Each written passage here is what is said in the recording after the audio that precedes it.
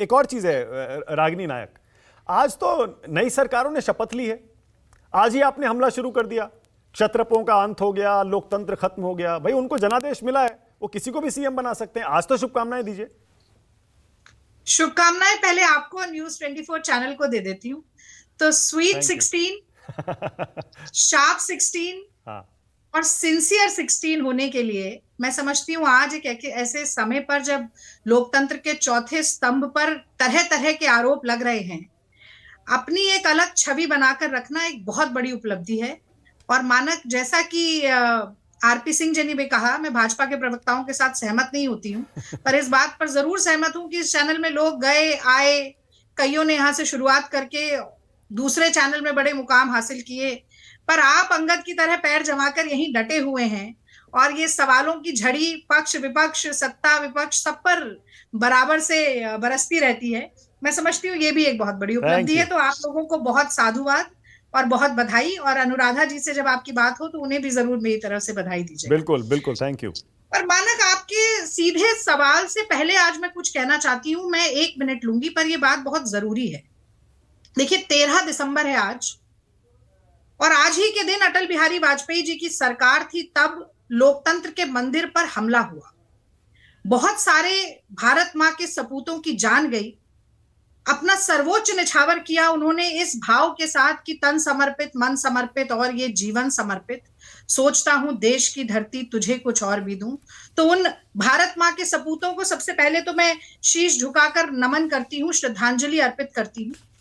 पर मुझे लगता है कि उनकी शहादत के साथ आज एक बहुत ही भौंडा मजाक हुआ संसद में, जब आज ही के दिन 13 दिसंबर की तारीख फिर याद की जाएगी कि किस तरह से संसद में 2 घुसपैठिए अंदर आ गए, स्मोक बम छोड़ दिए, और देश के प्रधानमंत्री और गृह मंत्री जो शपथ दिलाकर सत्ता पर बैठने पर मुझे लगता है कि आमादा हैं या बहुत ज्यादा खुश हैं, उन्होंने एक शब्द की टिप्पणी तक इस पर नहीं की। मुझे पंजाब भी याद आता है, जब अपनी सुरक्षा पर राई का पहाड़ प्रधानमंत्री मोदी जी ने बनाया था। आज वो दोनों संसद में नहीं है, तो संसद में बैठे देश के हर सांसद की सुरक्षा, लोकतंत्र के मंदिर की सुरक्षा का कोई मायना नहीं है। गोदी मीडिया के एंकर की तारीफ में ये जो उंगलियां बड़ी तेजी से ट्विटर पर चलती हैं मोदी जी की, आज एक ट्वीट तक वो नहीं कर पाए, आज एक खेद तक व्यक्त नहीं किया कि इस तरह से घुसपैठ आज ही के दिन संसद में दोबारा हो रही है। मैं समझती हूँ ये बहुत ही निंदनीय है, और हमारे सिक्योरिटी पर्सनल जिन्होंने अपनी जान गंवाई, उनकी शहादत के साथ एक भद्दा मजाक है। मैं इसकी भर्त्सना करते हुए आप जो मुख्य सवाल आपने पूछा उस पर आती हूँ, और मैं ये भी कहना चाहती हूँ कि जिस बहादुरी के साथ, जब आपने देखा होगा वो दृश्य, कैसी अफरा तफरी मच गई संसद में और राहुल गांधी खड़े रहे सीना तान कर, तो मुझे याद आती है वो पंक्तियां कि सूरमा नहीं विचलित होते, क्षणेक नहीं धीरज खोते, विघ्नों में राह बनाते हैं, बड़खुद विपत्ति पर छाते हैं। बहरहाल, अब आपके मुख्य प्रश्न पर मैं आती हूँ। तो देखिए, मोदी जी के खाने और दिखाने के दांतों में बहुत अंतर है, कथनी और करनी के बीच में बहुत गहरी खाई है। तो आज आपने बात की कि क्या नौसिखिए मुख्यमंत्रियों के जरिए कोई जाति साधने की बात है, तो मैं कहूंगी नौसिखियों के जरिए जाति नहीं, स्वार्थ साधने की बात है मोदी जी की। कैसे, मैं आपको बताती हूँ। तो जब मोदी जी को खुद वोट मांगना होता है तो वो ओबीसी बन जाते हैं, उन्हें देश की तमाम पिछड़ी जातियां नजर आती हैं, एक मंच के बाद दूसरे मंच से जाकर उन जातियों से वोट मांगते हैं, अपने आप को पिछड़ा बताते हैं। और जब कांग्रेस जातिगत जनगणना की बात करती है और कहती है कि मोदी जी, जिन जातियों ने आपको वोट दिया उनकी क्या संख्या है, भारत की बड़ी निर्णय प्रणाली में उनकी क्या हिस्सेदारी है, ये जनता को बताइए, तो मोदी जी धृतराष्ट्र बन जाते हैं और कहते हैं कोई जाति नहीं है, कोई जाति नहीं है, सिर्फ 4 जातियां हैं। अब उन 4 जातियों की बात कर लेते हैं। गरीब, तो ग्लोबल हंगर इंडेक्स बताता है कि 125 देशों में से 111वें नंबर पर भारत आ गया है। यानी कि महामानव जी ने करीब करीब भूखमरी में देश को विश्व गुरु बनाने की कवायद कर दी है। क्या गरीबों की बात करेंगे? किसानों की बात कर लेते हैं, तो 700 किसान तो मोदी जी के अत्याचार के कारण 1 साल के भीतर सड़क पर अपने अधिकार की मांग करते करते मर गए, और मोदी जी ने काला कानून वापस नहीं लिया जब तक 700 किसानों की शहादत नहीं हुई और पंजाब के चुनाव नहीं आ गए। महिलाओं की बात कर ले तो उज्जैन से लेकर हाथरस से लेकर उन्नाव तक एक एक राज्य में महिलाएं चिल्ला रही हैं कि भाजपा से बेटी बचाओ। और नौजवानों की, युवाओं की बात कर ले तो नाले पर नाले की गैस पर पकौड़ा तलना तो छोड़िए, 45 साल में सबसे ज्यादा बेरोजगारी अगर देश में होगी तो इन 4 जातियों का क्या हश्र है, ये भी मैंने आपको बता दिया। पर मोदी जी की सुविधा के चश्मे को हटाइए और अब देखिए कि देश में जाति की संरचना और जाति व्यवस्था की सच्चाई क्या है। आज मोदी जी कह रहे हैं कि हमने बहुत ही नए लोगों को मौका दिया, मतलब ये संदेश। और मुझे लगता है कि मोदी जी जो भी करें वो कहीं ना कहीं मीडिया की मजबूरी हो जाती है कि उसमें ताली बजाए और वाहवाही करे। मैं आज ये जानना चाहती हूं, आपने बोला कि मध्य प्रदेश में ओबीसी सीएम बनाया, तो शिवराज सिंह चौहान ओबीसी नहीं थे? मोहन यादव जी से बड़े कद्दावर नेता थे। नरेंद्र मोदी जी खुद जाकर कहते थे डबल इंजन की सरकार है, डबल इंजन की सरकार है।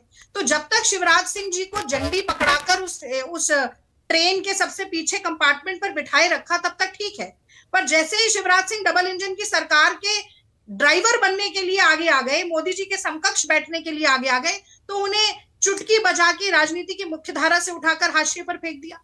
अब आप मुझे बताइए, क्या अगर ये कहा जाए कि विधानसभा में जीते हुए विधायक जो भारतीय जनता पार्टी के हैं, उन्हें मोहन यादव ज्यादा बड़े नेता लगते हैं शिवराज सिंह चौहान से, ज्यादा बड़ा प्रतिनिधित्व करते हैं ओबीसी वर्ग का, तो मुझे लगता है इस पर करके एक ठहाका लगाना चाहिए। अब आपको देखिए शिवराज सिंह चौहान से अचानक कितनी हमदर्दी होने लगी। शिवराज सिंह चौहान को आप बताते थे व्यापम मामा चुनाव प्रचार के दौरान, और अब देखिए आपको कितनी हमदर्दी हो रही है। हमदर्दी नहीं है। हाँ। मैं पूछ रही हूं मानक कि बड़ा ओबीसी नेता कौन है? एक ऐसा नेता जो शायद मोदी जी का ही रिकॉर्ड तोड़ता, सबसे ज्यादा साल तक मुख्यमंत्री बने रहने के लिए उसे कितनी आसानी से पीछे धकेल दिया गया, ये मैं आपको बता रही हूं। पर बीजेपी ने तो सीएम शिवराज सिंह चौहान को चेहरा बनाया ही नहीं ना मुख्यमंत्री पद का। चुनाव प्रचार के दौरान ही कभी नहीं अनाउंस किया कि उनको सीएम बनाएंगे। ऐसा थोड़े है कि चुनाव जीतने के बाद उनको साइडलाइन कर दिया।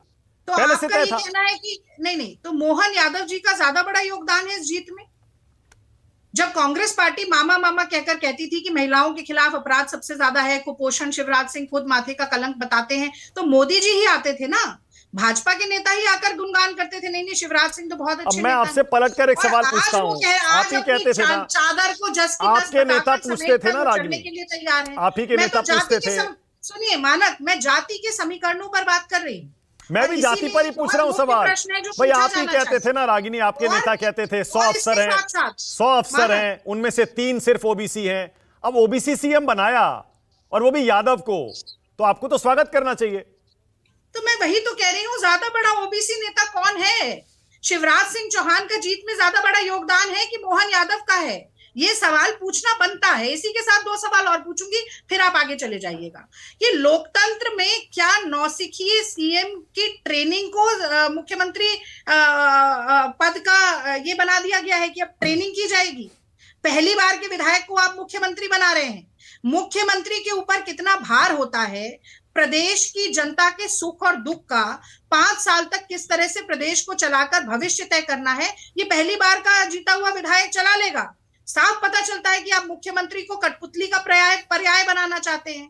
फिर लोकतांत्रिक प्रक्रिया का क्या होता है, जनादेश का क्या होता है? भाई मोदी जी तो, मैंने तो 2 दिन से मैं यही कह रही हूं कि तीसरी पंक्ति में जो नेता बैठे हैं उनमें अक्कड़ बक्कड़ बम्बे बो, इनी मीनी माइनी मो, जहां उंगली रुकी उठाया और बना दिया।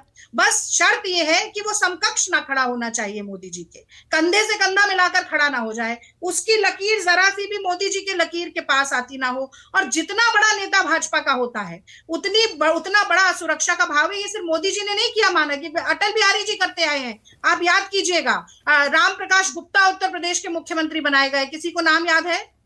नित्यानंद स्वामी उत्तराखंड के मुख्यमंत्री बनाए गए, किसी को याद है? वो कहा जाता है, मोदी जी के लिए तो खास तौर से वो कहा जाता है तानाशाह असल में बहुत डरपोक होता है। इतने प्रचंड बहुमत के बाद भी इतना सुरक्षा का भाव कि भारतीय जनता पार्टी के भीतर ही कोई बड़ा नेता पनप ना पाए, पैरों पर खड़ा ना हो पाए, मोदी जी की आंख में आंख डालकर देख ना पाए। इसीलिए वसुंधरा राजे से बड़े नेता भजनलाल शर्मा हैं, जिन्होंने राजस्थान में जीत दिलाई है। या विष्णु साय है, विष्णु साय तो पहले ही दिन उनके वीडियो निकल रहे हैं जिसमें वो कह रहे हैं कि सर कलम कर देंगे। आपने भी तो युवा नेता को मौका दिया है, आपने भी तो रेवंत रेड्डी को सीएम बनाया है।